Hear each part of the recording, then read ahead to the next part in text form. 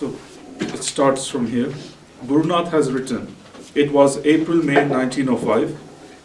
Having been reproached by my parents because I had failed to earn money, I went to the temple of Vanadurga and started to cry, saying, Mother, Mother, and prayed to the deity for a job.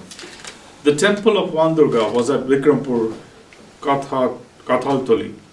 It was a dark place overshadowed by huge banyan and peepal trees. One day at about 11 o'clock in the morning, as I was drowsily seated with my hands folded in salutation, I saw a nun with a trident in her left hand. She had worn an ochre cloth with a thin red border.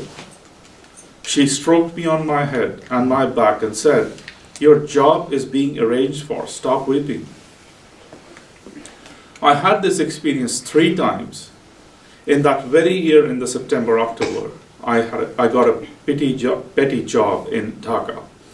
Later, I was transferred to Ranchi. In October 1916, I went to Belur to witness the worship of Goddess Durga. At that time, I paid a visit to Mother at Kolkata.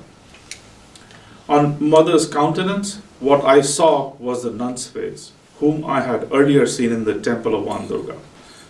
I then mentally offered myself at her feet. I held her feet with my hands, placing my head on them, made obeisance. She cast a glance at me but did not speak. I returned to Ranchi, but my mind became restless to see her.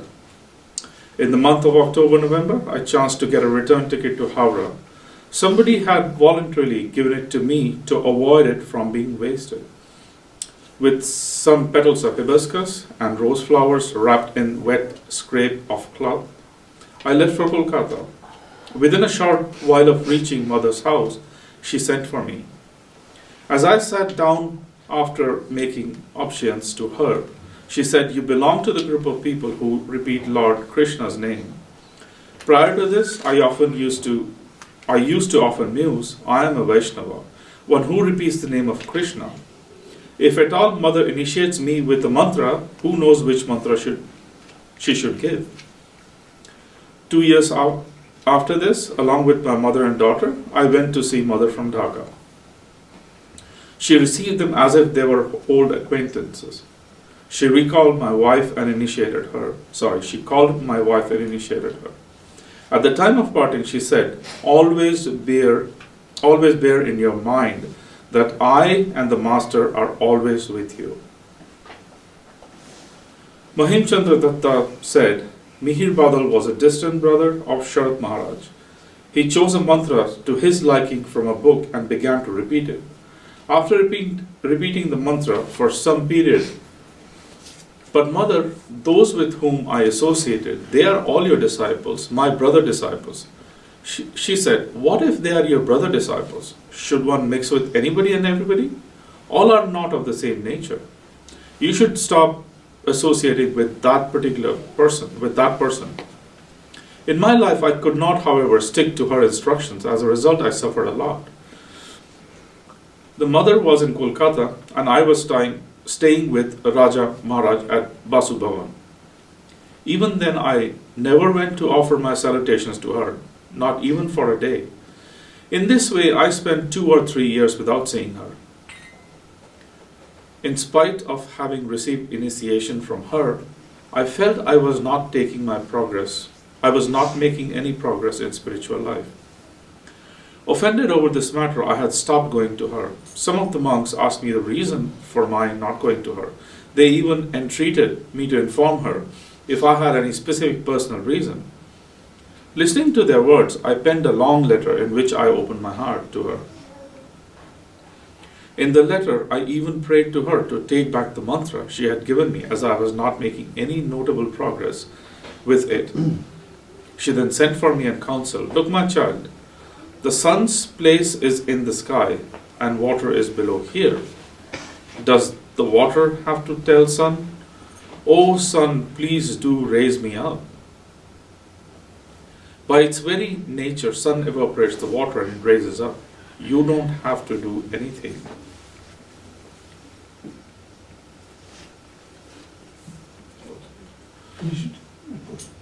Shamacharan Chakravarti said, while at Rangoon, which is Burma, I used to pranayam, every day I used to do pranayama 3 times. In each sitting, I used to do it for about an hour. As a result, there was severe setback in my health, and I began to hear a troublesome buzzing noise in my ears. In spite of my efforts, the noise could not be checked. I was then compelled to go to my village on a long leave. On feeling a little better, I went to Belur Mutt. At Mutt, I came to know about Mother from Baburam Maharaj, and then left for Jairambati. The moment I came in touch with the soul of Jairambati, the troublesome noise in my eyes disappeared. The moment I broached the topic of yoga before her, she said, "Do you think you have the fitness of the body or that of the matter, even of the mind, to practice yoga?" I asked, "Is there no way for me then?" She replied, "I will tell you what to do."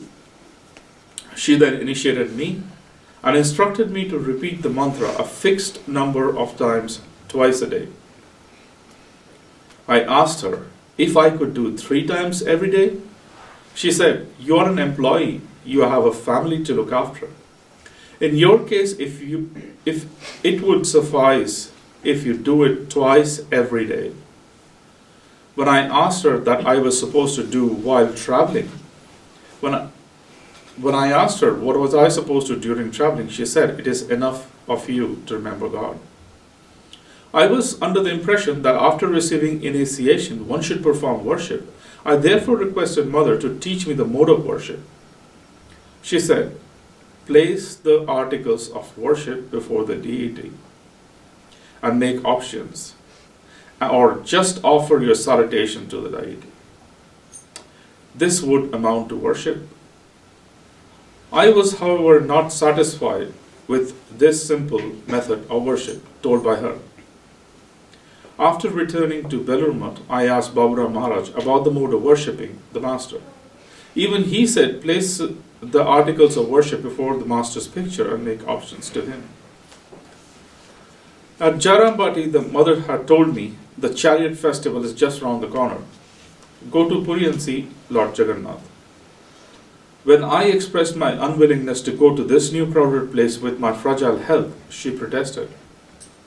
"Will you not go and see Lord Jagannath during the chariot festival? I tell you, go." She herself then got a letter written addressed to the manager of Shashi Niketan of Puri. There was not an inch of space available there at that time.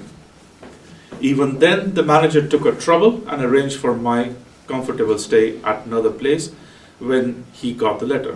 At Puri, I met Baburam Maharaj. He instructed me to go and embrace Lord Jagannath. On the day of chariot festival, there was no way for the outsiders to cross the barriers of sentinels deployed in every nook and corner of the place. Even then, without any obstruction, I could enter the shrine and embrace Lord Jagannath.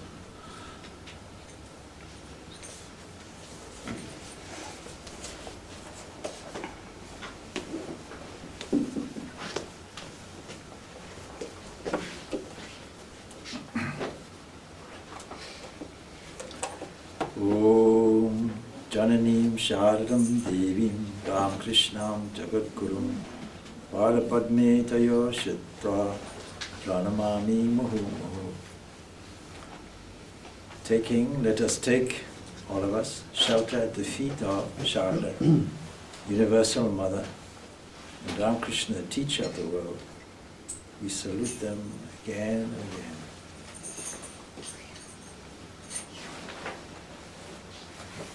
So I'd ask you maybe just to spend a few moments closing your eyes and feeling the presence of the Divine Mother.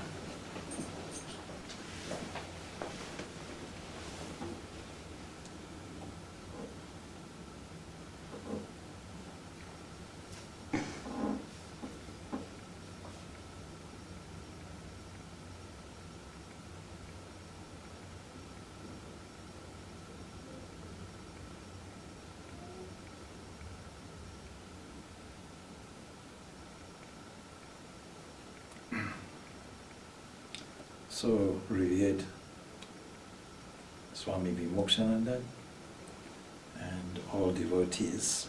It's a very special occasion today.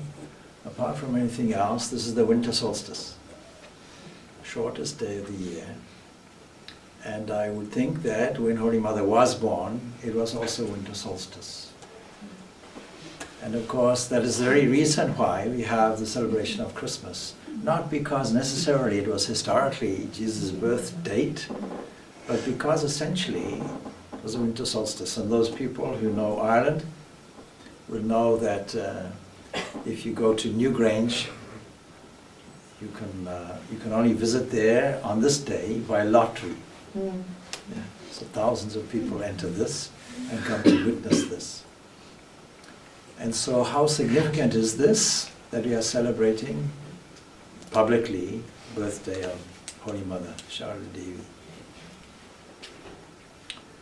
So if that were not enough to indicate the specialness of Holy Mother, we find all these beautiful readings.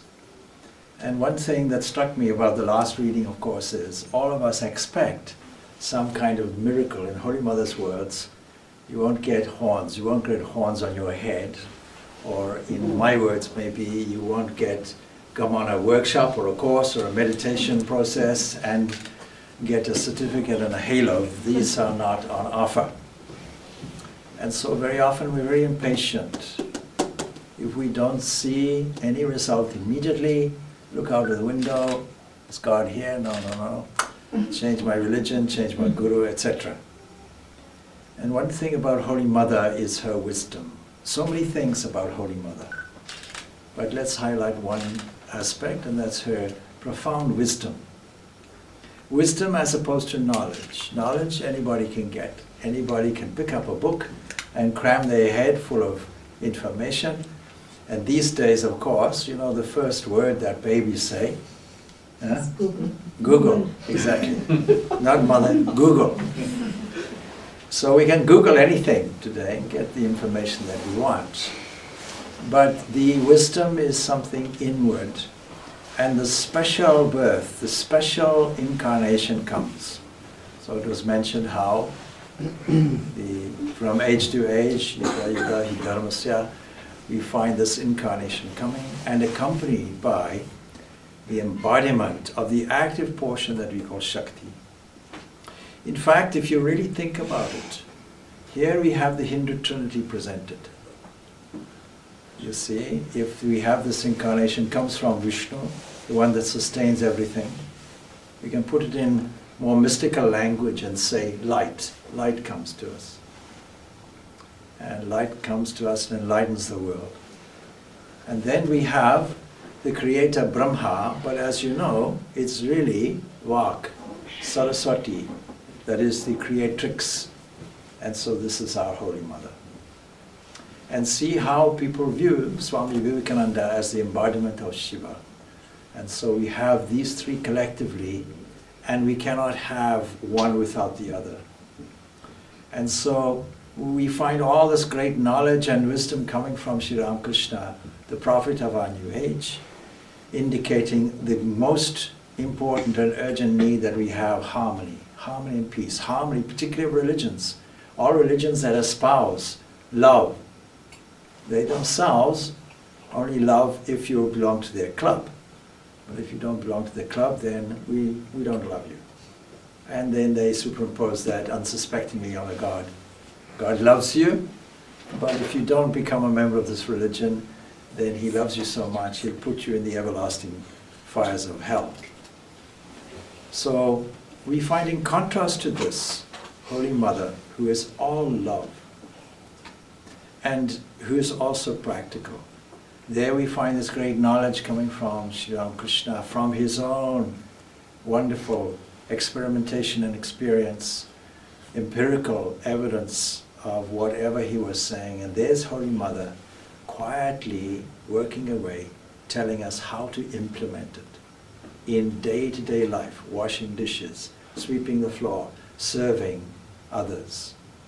And so while she was a guru, and such a profound guru, that we cannot doubt her. One Swami Asheshananda, who was secretary to Swami Purnananda, questioned because he saw Swami Sarananda writing profound letters and screeds of personal spiritual direction, and he doubted whether Holy Mother, with her simplicity, her rural background, could really, give such instructions. And he queried this, and Sarananda laughed and said, you see, you have at your disposal the Mother of the whole universe, but it doesn't look like that.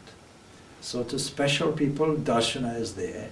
And why I asked you to sit a little bit and contemplate her presence is, if you do this, you'll get her darshana.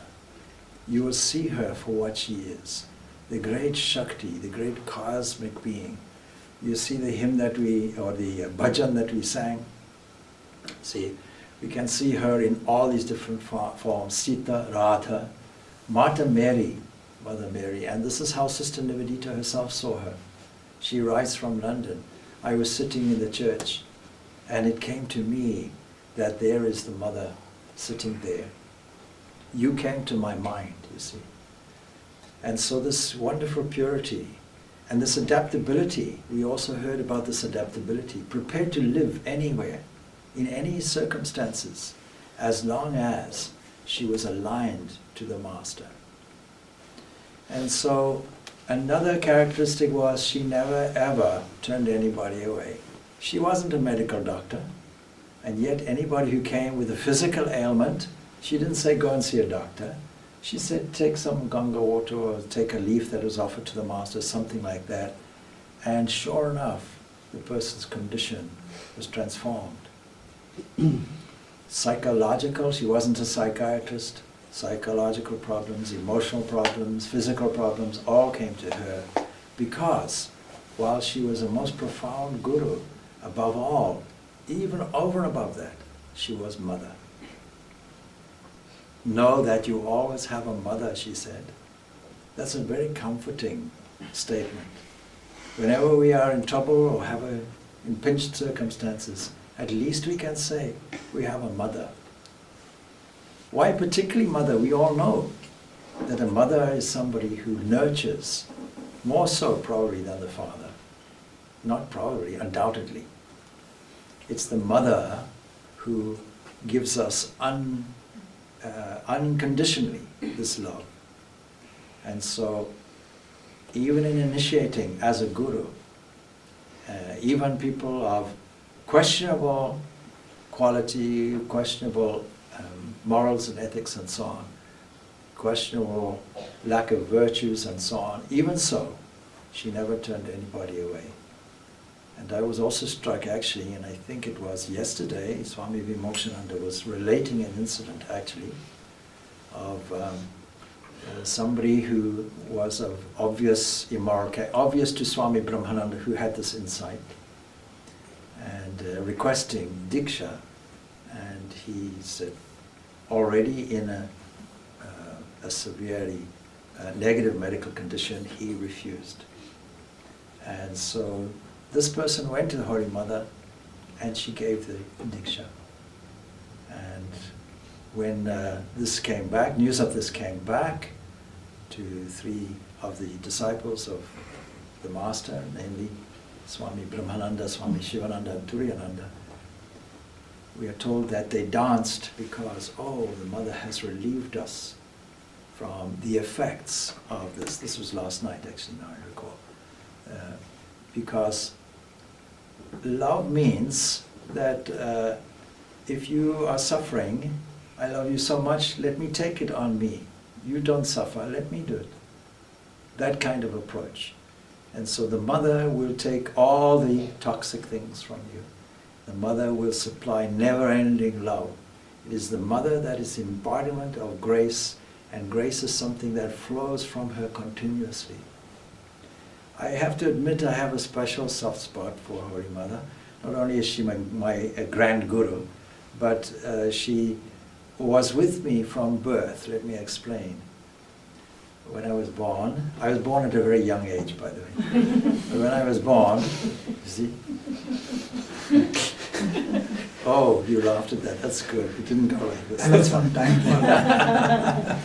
We have to record this in our annual minutes, that people laughed at Purnananda's joke. So you see, when I was born, I was dedicated to the Divine Mother. My father put me, at a young age as I was, onto the altar and dedicated me to the Holy Mother. And I was reminded of this at every step of growing up. So I always had a very special affinity for her. And then you see in the song it says that she is also Mata Mary. So what a wonderful thing it is to be able to celebrate this Holy Mother's birthday and feel her divine presence and feel the benefit of her ever-flowing love or grace that is continuing with us. You don't have to ask for it, because in Sri Ramakrishna's language, the wind of God's grace is ever blowing. We but have to set our sails. The very important theological concept of Shakti is a very, very unique but very, very powerful concept. This energy that comes to us in feminine form, this nature that comes to us as mother's nature. And when we see what is the composition theologically of this, we find it is this threefold, three evolutionary forces that come to us, Sattva, Rajas and Tamas. And how we see this evidence in her personal life, how she was shy and hidden. 33 years we didn't know anything. She kept herself to herself after the master passed away. And so very little information is known. And then even physically hiding her face with a veil, the veil of Maya, we can put it like that. And then how she was adamant and strong when she needed to be, even as we heard, defying the master, and on the basis that she was mother, and motherhood outshines everything. You see, she was Sri Ramakrishna's first disciple, and she was also the one who carried his message forward. We may think Vivekananda, Swami Vivekananda did it, but every step of Vivekananda's journey to the West and so on was all with the mother's sanction. The whole Ramakrishna order was all there because of mother's prayers to the master. And revolutionary, modern. We think a rural woman, you see, backward and so on, but at least she was determined to learn a little reading. And furthermore, she was happy to embrace the Westerner, Sister Nivedita, who stands here. Even Swami Vivekananda wasn't sure that that would be acceptable. And she accepts her as my cookie, my child. And when you see the picture of them sitting together, you can see how diminutive Sarada Devi is in comparison to Sister Nivedita, who was not tall. If you see pictures of her and Swami Vivekananda was about 5'8" or something. He wasn't tall.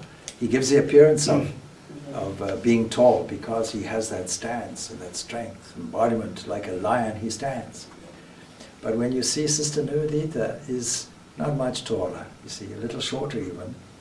And yet, when you see her side by side with Sarada Devi, you'll find how very tiny she is, you know. Able to be carried up in a basket is Ramakrishna's joke. So, such a diminutive woman, and yet so strong and revolutionary, prepared to adapt to any circumstances without complaining, is a lesson for all of us. Because how do we go through life? We can only do it by adapting. We'll always find ourselves in the process of change and new conditions, and this will not be comfortable. Nobody likes change, and yet she accepts it with great grace, without deviating from her spiritual life, without complaining, without murmuring, just quietly doing it. That's on the one hand. On the other hand, embracing revolutionary ideas, mixing with Sister Nivedita, not worrying what others were saying about her in the village. And then on one occasion, having the strength, like a lion, to oppose somebody who is a little mentally deranged, and chased her. And he sat on his chest like that, like the great Mother Durga herself, or the Mother Kali coming out, you see, like that. So the embodiment of Sri Ramakrishna's message, the motherhood of God, expressed like this, expressed by him, literally and physically. That's how he saw it, and this is how we all also should see it.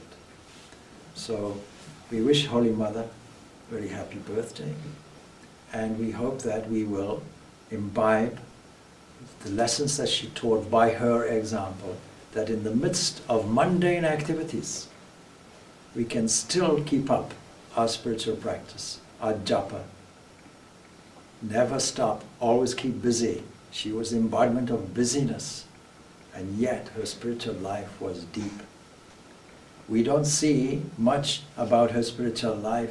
We see Ramakrishna going into ecstasy, in samadhi here, and dancing there. We don't see this with the Holy Mother, but occasionally we find glimpses of it. And here we find this sattvic element. We find sattva and rajas and tamas. Tamas, a hidden entity, rajas, a projecting entity, and above all, sattva, the embodiment of purity. What is the definition of purity? Somebody who's completely egoless. And we saw that in what Swami Purnananda was saying. Absolutely no ego whatsoever. Imagine now the Divine Mother of the Universe, or somebody even now of high status, acknowledged spiritually, and we want to prostrate to them, and instead she says, let me take your plate, my child, let me do the washing up, let me serve you, because above all, she is our mother. And as long as we are here, we always have a mother. Om Shanti Shanti Shanti.